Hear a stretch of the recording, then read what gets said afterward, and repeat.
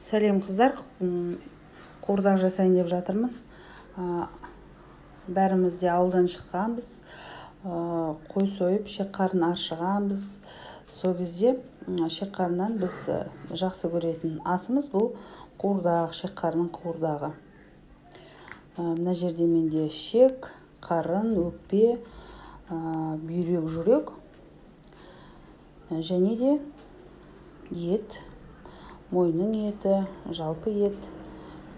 Қазір осыны қуырып бастаймыз. Қуырдақты қойдың өзінің майымен қуырамыз, ешқандай сұйық май құймаймыз.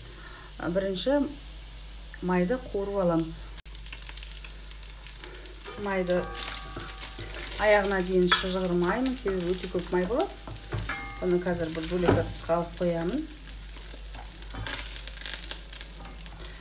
Бұрын аптасына бір қой сойып, әсіп, манты, қуырдақ жасап тұратынбыз.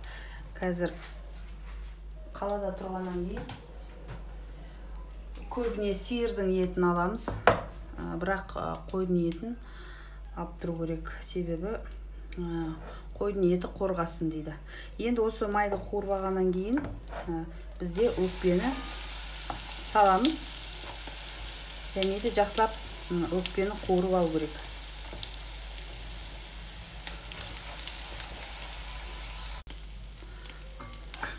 Өкпе қуырылып болды. Енді кезек-кезегімен саламыз. Қазір мен шекті салам, себебі менде май аз. Сондықтан шектің майы шығады. Шек және ұлта бар.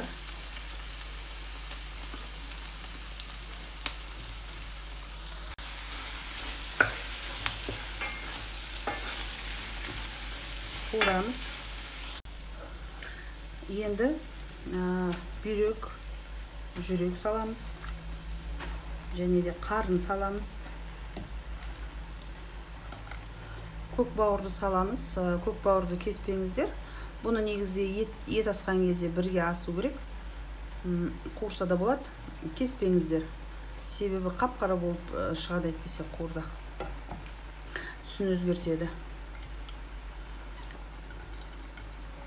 Осыны жақсылап қуырғаннан кейін барып, етімізді қосамыз.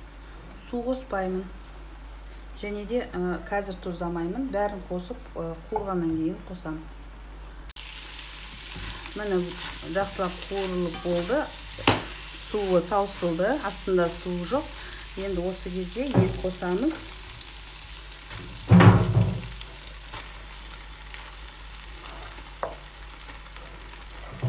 Және тұздап қарабұшымызды қоссақ болады.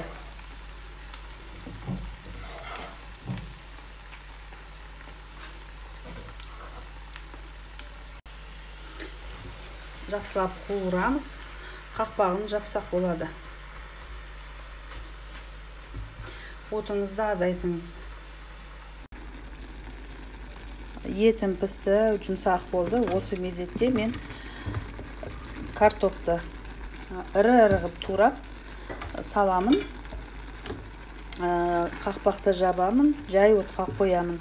Майдалап турамаңыздар, себебі картошка жоқ болып кетеді. Езіліп. Ірі турағандарыңыз дұрыс.